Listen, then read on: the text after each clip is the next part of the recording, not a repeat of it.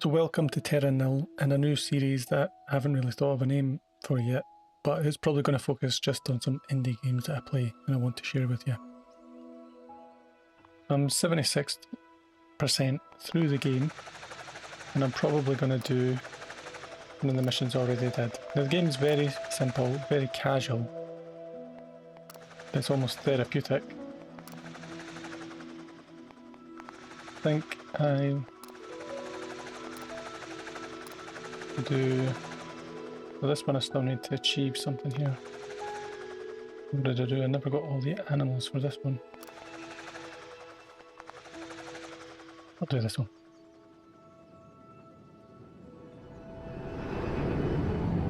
So the planet was originally barren and desolate, and I've been slowly recovering it. This is an abandoned quarry. There seems to have been a civilization here before that has perished, and all that's left is this barren planet, which I'm going to try and revive with terraforming. We're going to be using lava. We cool the lava with water to make it turn hard into rock, and then the rock you can put a wind turbine on. So I actually remember this map, and this one was actually quite difficult. So inside here, there's some lava. I can plant these explosives that's going to blow away the terrain and release the lava. But the first thing I want to do for this one, this is a problem here. The map is randomly generated, but there's a sort of, it's not completely random. But we'll see what I can do. I'll do that. Put water here. My money is going to be based on how much green I'm producing, so I'm making money from this war. So as that flows down, all this green turns into money for me. Looking a little bit nicer already. So again, I need to put a wind turbine here and then a water pump. To be powered, because it needs... Well, it actually doesn't need power. Well, it does. It just doesn't say that it does.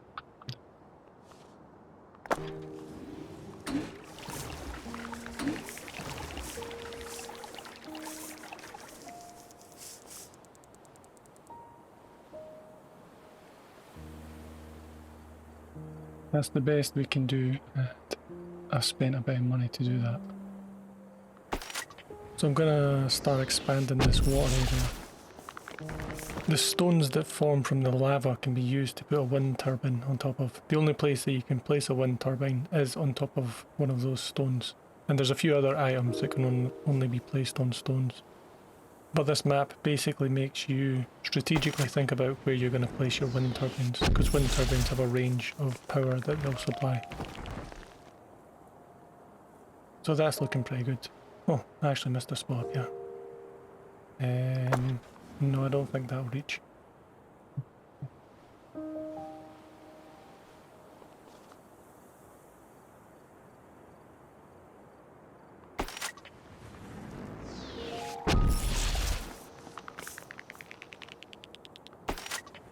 So bomb here, and then we'll have quite a big water section in the bottom, which is what I want.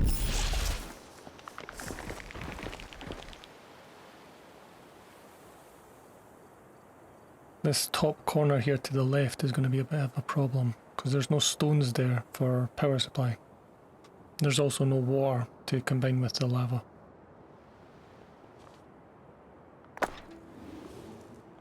So now what I'm going to be putting down is toxin scrubbers. I'll show you what that does. I'm going to put it as far as I can, and it fixes the land like that. So put that one here, and maybe one. Now I'll put an irrigator, so it's going to water and allow regeneration.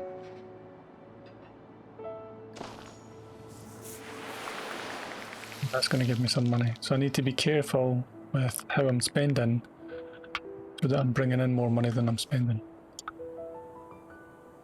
or at least I'm not going to bankrupt myself.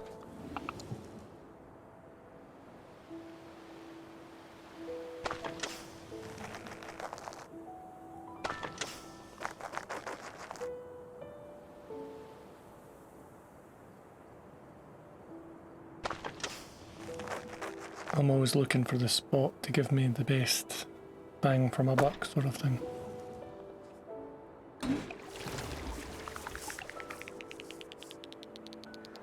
There's something nice and therapeutic about just fixing the landscape.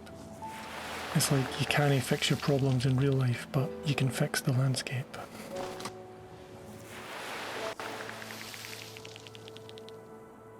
If only fixing the environment was as easy as this. But it's nice to just take your mind off stuff for a while. It's challenging enough to keep you engaged, but not so challenging to actually stress you. It's quite forgiving, to be honest. Some of the later levels will be a bit more difficult. If you do like this video, let me know, and I can maybe do another few videos on it.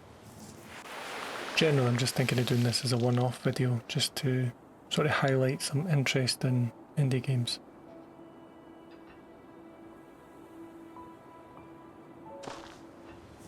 What's interesting about this game, I think, is just the sort of relaxedness of it. It is almost a therapy. I think it would be a bit of a stretch to say that it is a therapy, but it's not so far as a stretch to say that, you know, it could be therapeutic for some people. And that itself can actually be more valuable than a lot of games.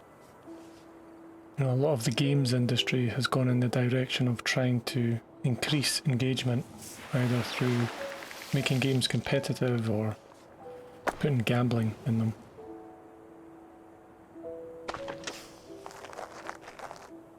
So we're slowly but surely getting this landscape a little bit greener.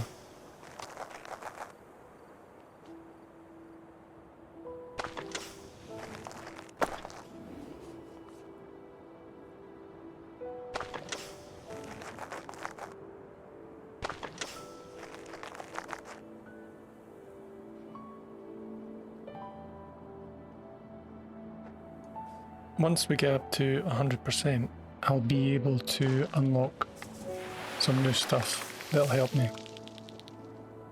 But you'll see that soon enough. I'm quite close. You can rotate this into L shapes or into a long. When it's the long, it seems to be thinner. Or is it? I'm not even sure. Quite often I just use the long.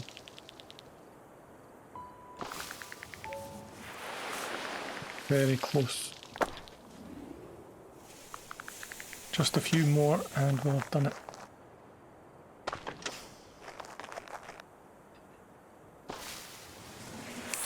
There we go.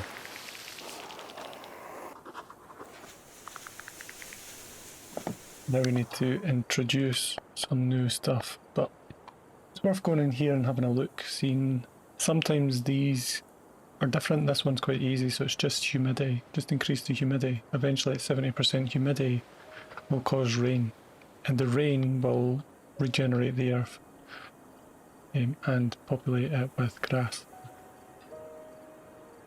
Sometimes the temperature matters, but in this one it doesn't. And there's also toxicity. Oh. I think the trick here is that we need the bees, but the bees need a tree and there's no tree. So we need the forest to get trees, but to get a forest we actually need to dehydrate the ground and then burn it. And we actually need to burn some of our buildings to create a forest as well. But we also want to think about where the animals. So what I can do is down here, these are the best place to make a wetland. The wetland can't be placed high up, it has to be placed low. So I actually probably need to build more of these. And they'll also help me with humidity.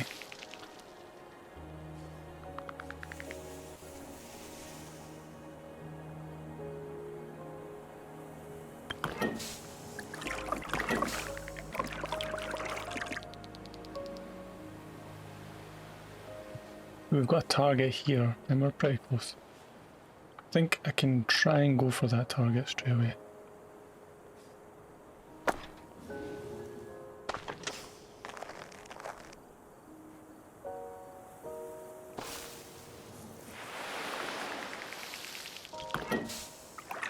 So, as you can see, there is a bit of a puzzle element to it, but it's not a complicated puzzle. And it's quite forgiving. Oh, should have built this. It reduces the cost of buildings. Definitely need this. But that's actually maybe where I was going to build the forest. Okay, I guess my forest is going over here. Means I want to use a dehumidifier, so I have a cloud seeder. This increases the humidity, and a dehumidifier, which creates some grass, dried grass that I can burn. The issue with setting a fire is that the fire can spread uncontrollably, but the water should act as a natural barrier.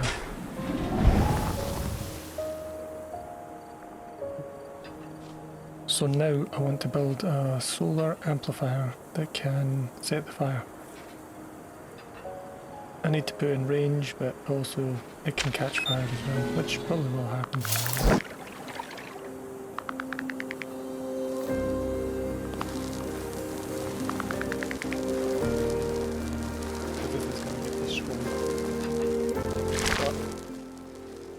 So now, once this fire clears, I can build a forest here. I just need to wait for the fire to stop, otherwise the forest would catch fire.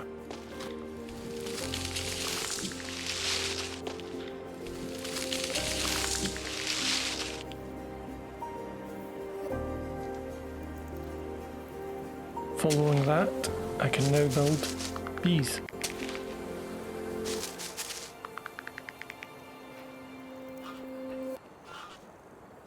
Oh well, the place is starting to take shape, but I could add a few more swamps.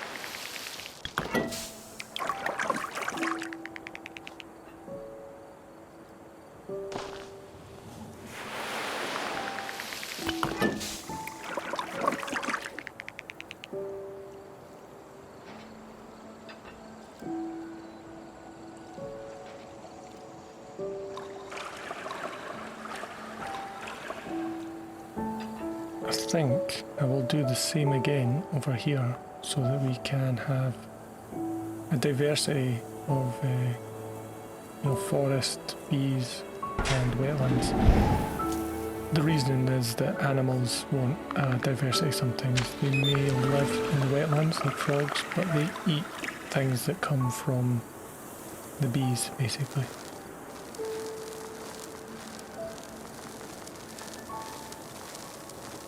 As you can see, the animals have actually started coming.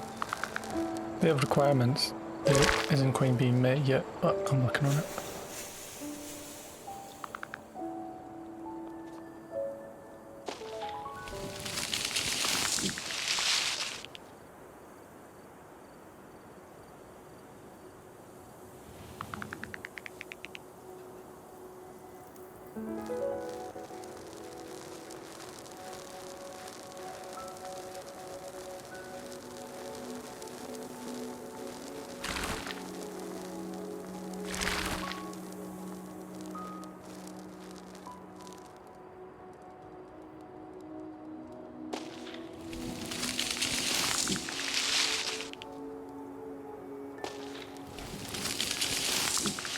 Sometimes you want a little bit extra in case you destroy some.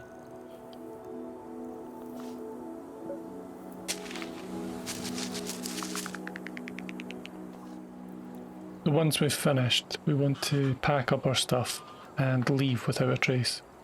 But we also have some optional quests like trying to get the animals here and the climate. So previously I never managed to get all the animals here, so this time I'll try and get that done. But what I want to do before I start doing that is, well, I can use the log here to allow them to move up and down terrains more easily and provide bridges.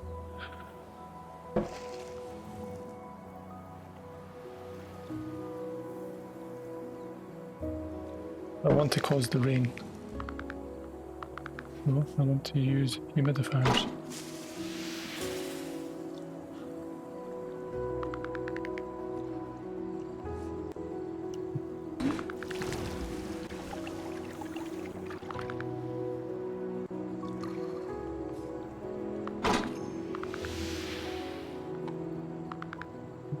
70% rain.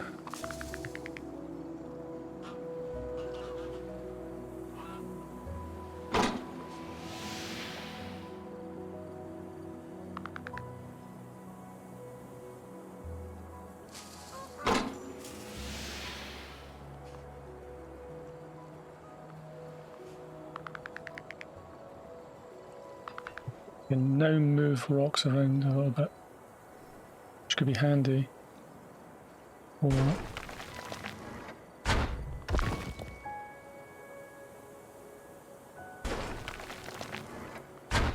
endless humidity, because I want to be near war. Oh, didn't work there.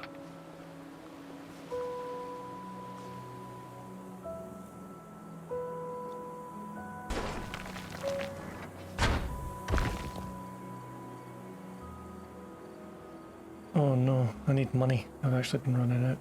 So I shouldn't be spending money on this.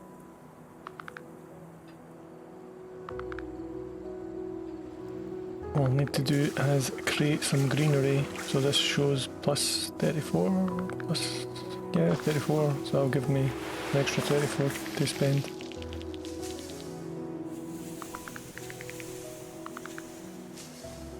And what can I get? Plus 23 will have to do. Maybe that's enough. If I can get the rain to come, I'll be fine. I'm very close, and once it rains, I'll have plenty of money. I only need 2% more humidity, and we'll have rain.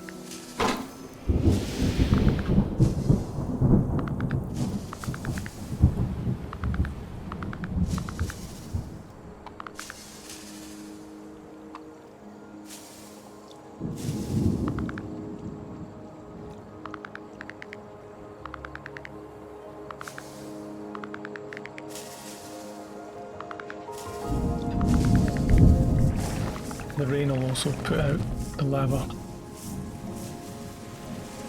which gives me an idea.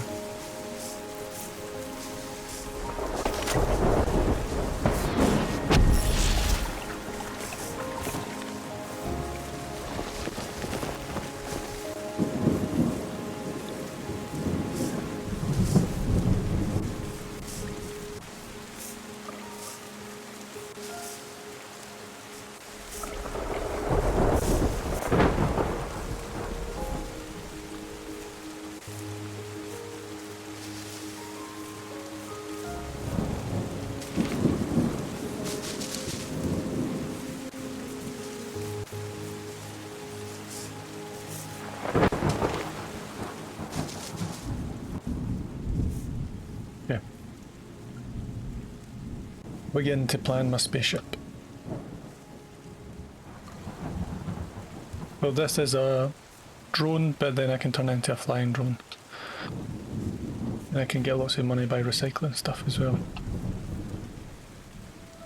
I need to try and remove everything, but at the same time I want to try and satisfy these animals before I go. They say shelter is not enough in the space in the war.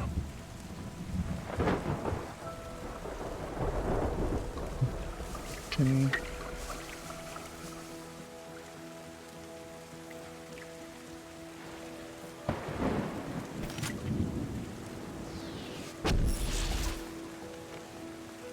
just have a little bit.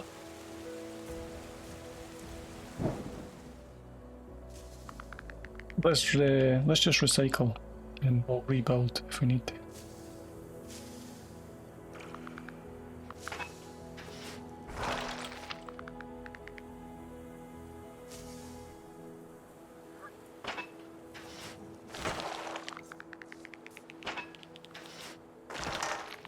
Removing all my buildings will also benefit the animals and increase the amount of space that can become habitat. Once it's packed up, I can pick it up with this. This needs to be placed on a stone and it'll pick up the stuff that I've already packed up as well. You can just use this thing, but sometimes you can't quite reach all the buildings with a stone.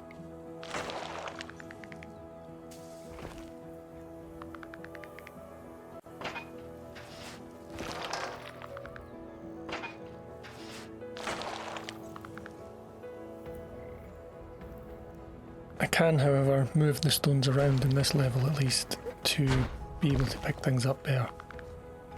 In different levels you get access to different technology and buildings. You don't always get the same ones. The part here where I'm packing up can be a little bit more boring, and there's some of the levels where you need to use like a monorail to collect all the stuff that you built, which can be quite tedious. But the idea seems nice. We try and leave without leaving any trace that we are ever here.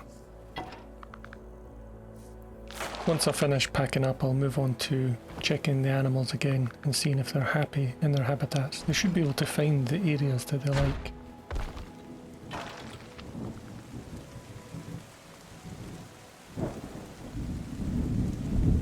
Don't have water. Yeah, there you go.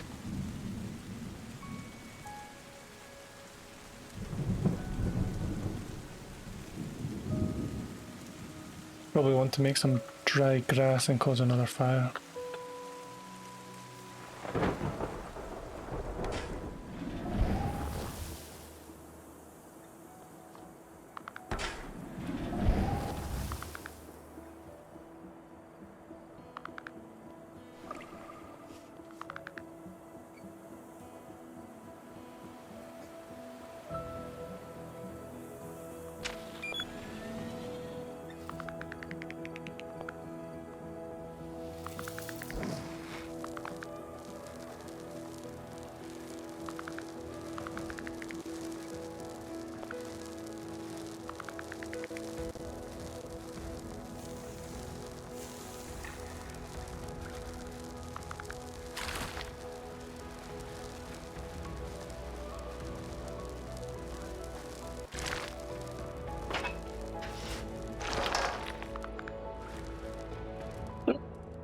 Needed that.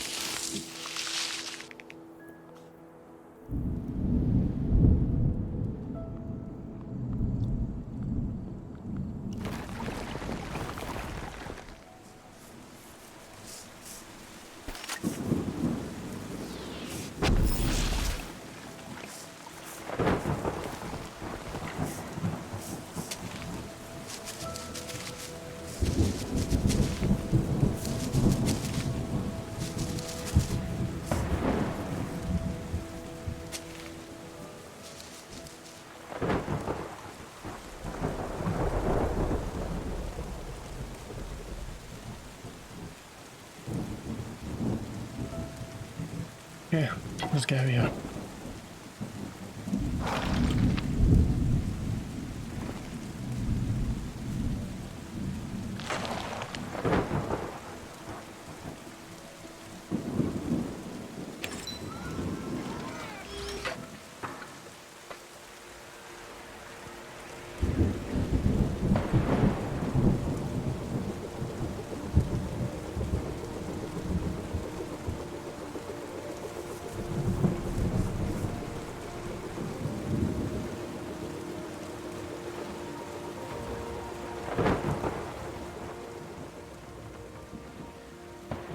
So that is Terra Nil. If you liked the video, remember to leave a like, and if you want to see more Terra Nil, then let me know in the comments. Thanks for watching. Bye bye.